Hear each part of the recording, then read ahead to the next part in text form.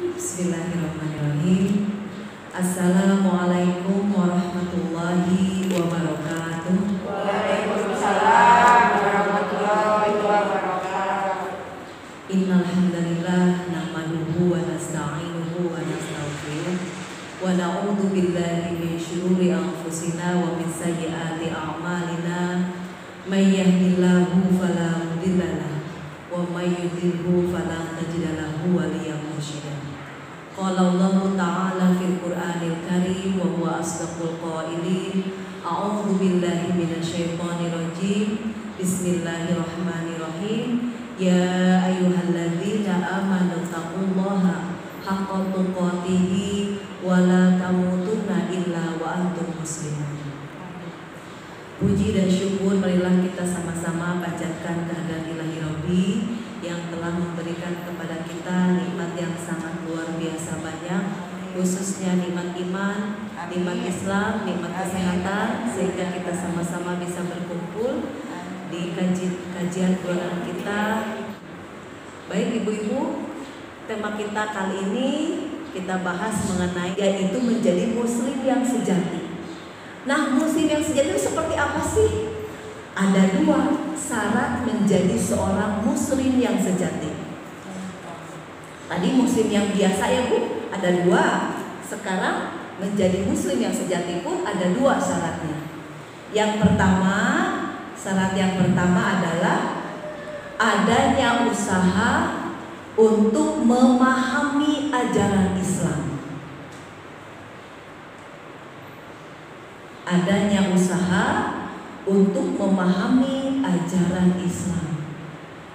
Jadi ibu ada upaya untuk ingin tahu ajaran Islam lebih dalam.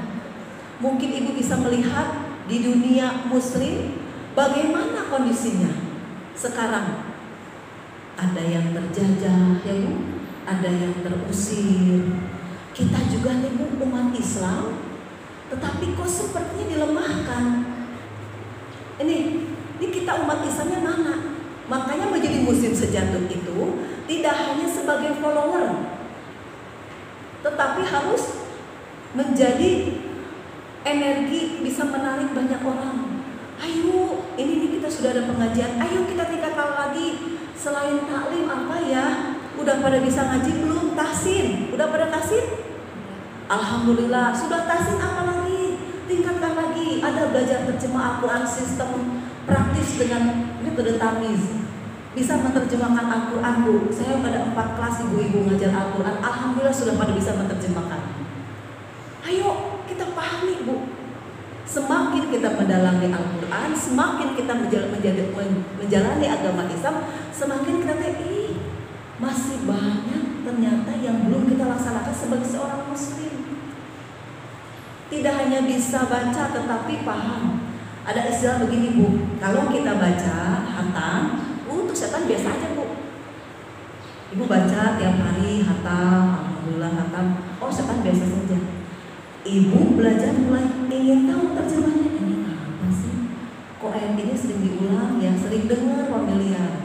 Ibu coba artikan, ibu kemudian merenung, begitu isinya ya, begitu. Saya udah buat gini Bu, udah dekat Ibu. Ibu mulai baca artinya, kemana ya saya harus belajar bisa menerjemahkan, bisa paham. Nah ibu sudah mulai begitu, saya belum mulai, ini kemana nih? Wah, nah akhirnya ibu bergerak. Saya harus mencari, harus lebih paham, bisa menerjemahkan. Itu setan mengerahkan pasukannya untuk mengganggu ibu. Males lah, apalah, dibikin sibuk lah dengan anak, dengan apa, sehingga akhirnya ibu menyerah, meninggalkan. Akhirnya senang-senang Bu.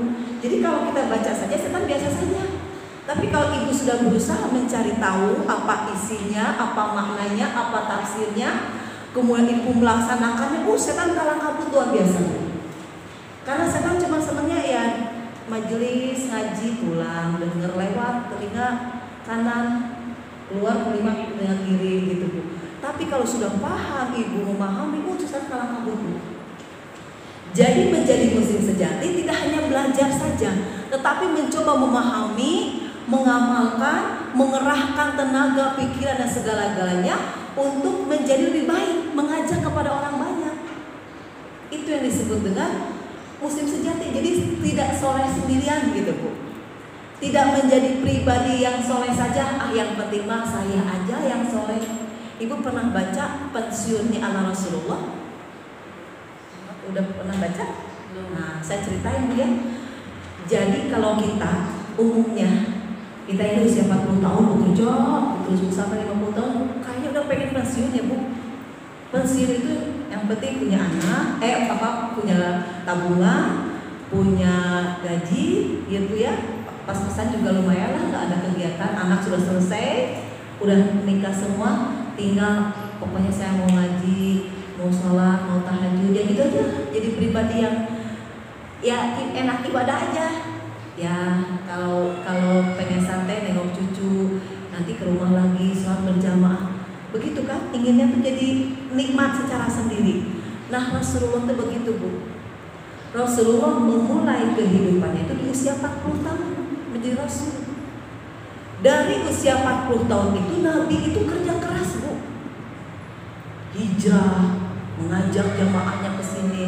Di usia 50 tahun bikin gerakan banyak Bu. Sampai berbuat sesuatu gitu Bu. Islam sampai ekspansi ke Eropa, kemudian membentuk konsep Madinatul Munawwarah Nabi itu.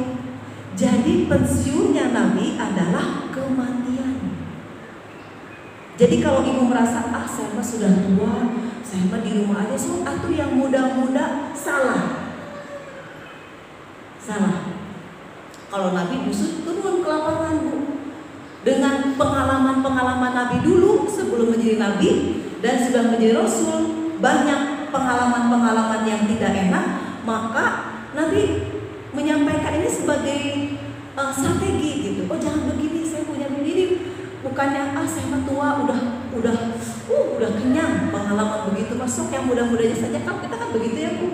Tapi kalau Nabi tidak, malah sahabat Nabi usia 93 tahun ikut perang. Kata Nabi, pensiun kita adalah kematian.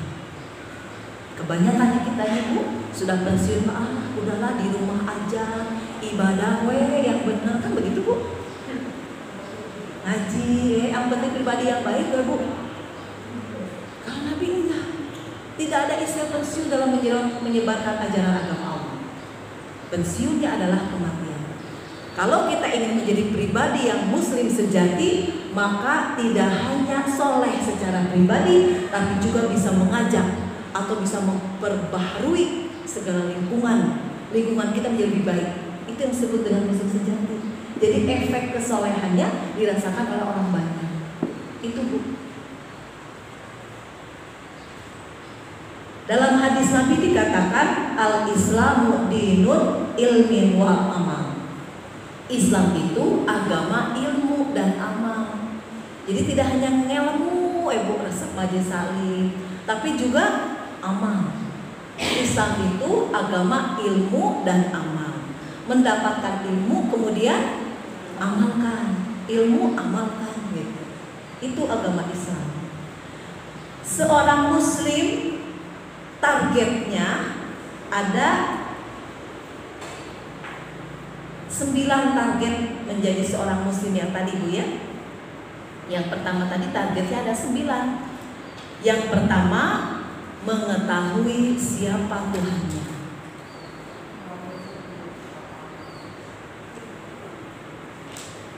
Sepakat kita semua ya Bu, Tuhan kita siapa? Allah. Ya? Mengetahui siapa Tuhannya. Sepakat kita pasti semua Tuhan kita adalah Allah yang Maha Esa. Allah tempat bergantung, tidak beranak dan tidak pula diperanakan. Tidak ada sesuatu pun yang sebanding dengannya. Sudah sepakat kita Tuhan kita Allah. Yang kedua, siapa ilahnya? Beda ya Bu antara Tuhan dengan ilah. La ilaha illallah. Tidak ada ilah, tidak ada sembahan illallah kecuali Allah. Jadi kalau ditanya apa sembahan kita, jawaban ibu apa? Yang kedua, siapa ilahnya? Apa bu? Apa? Siapa ilahnya?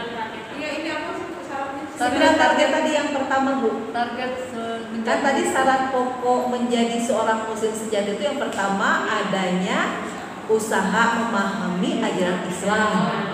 Nah, syaratnya apa? Gitu, langkah-langkahnya. Atau langkah-langkahnya boleh lah ya. Nah, 9 targetnya nih bu. Yang pertama mengetahui siapa Tuhannya. Yang kedua siapa ilahnya. Ilah itu sembahan. Kan kita sudah menjawab ya bu, la ilaha illallah, tidak ada sembahan kecuali Allah. Hanya ilah itu penafsirannya dalam Al-Quran, ilah itu segala sesuatu yang mendominasi hati dan pikiran kita, itulah ilah kita. Apa bu? Segala sesuatu yang mendominasi hati dan pikiran kita, itulah ilah kita. Sekarang pertanyaannya, sekarang yang mendominasi hati dan pikiran ibu apa? Yang paling kepikiran sama ibu apa? Anak. Berarti ilah ibu? Iya, kan segala sesuatu yang mendominasi hati dan pikiran kita. Misalnya ibu sekarang ini suami takut gitu ya, sakit gitu ya, kepikiran terus sampai ibu tuh gak bisa tidur, kepikiran terus. Berarti ilah ibu? Suami.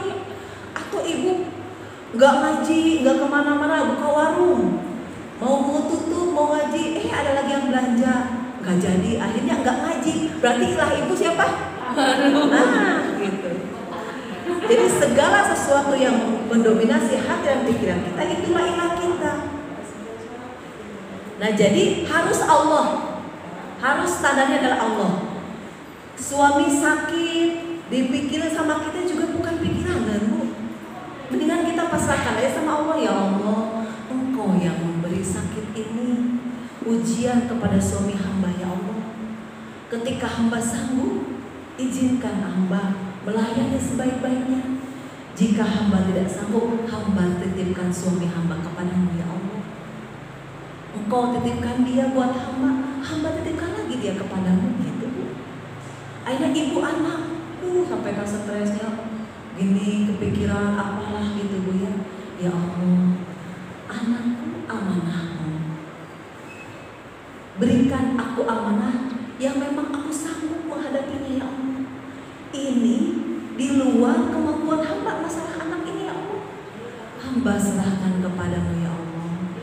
Kalau ibu sudah begitu, tolong bu dalam hati ibu, pasti ibu usaha ya bu.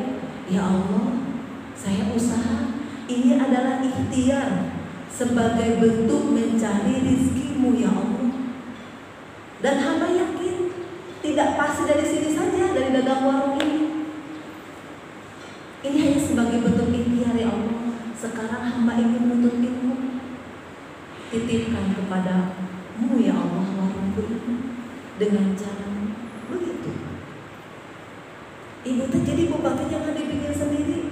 Kan kata Allah juga, serahkan kepadaku. Fa idza azamta fatawakkal 'ala Allah. Kalau kau punya sesuatu masalah, punya keinginan, fatawakkal 'ala Allah, gantungkan kepadaku, kata Allah begitu. Jadi kalau ibu corona sekarang usaha ya bu, PHK di mana-mana, ya Allah, itu makhluk ciptaanmu sehingga kita menderita sampai saat ini seperti ini, kemana-mana pakai masker. Ya bu, ini sudah rencanamu ya Allah. Hamba ikhlas, hamba itu. Aku serahkan segala urusan anak-anak, sekolah, rizkimu ya Allah, dengan ujian yang datang dari begitu aja bu. Selesai. Kan kita pertama siapa Tuhan kita. Kalau kita sudah bergantung kepada Allah bu, coba ibu kalau naik pesawat ya bu, kita dari bawah, ketika kita suka kurang perhatian dengan ciptaan Allah. Tapi kalau sudah di langit, Masya Allah ya Allah, ini bagaimana Allah menciptakan awan. Kita lihat ya Bu ya, laut yang begitu luas, Masya Allah, kecil kita mau. Jadi kalau kita punya masalah itu kecil, sedangkan Allah mah laut, langit diurusin semua Bu. Jadi kalau kita bergantung kepada Allah, Allah senang Bu. Mudah-mudahan proses kita menjadi muslim yang sejati atau muslim yang terbaik kita laksanakan dengan ilmu apa-apa yang kita dapatkan pada hari ini. Mudah-mudahan dari pribadi-pribadi kita yang lebih baik bisa memberikan manfaat bagi orang banyak. Itu saja yang bisa disampaikan. Mohon maaf apabila ada kesalahan. Allahi tawakkalna wa ilaihi masir. Wassalamualaikum warahmatullahi wabarakatuh.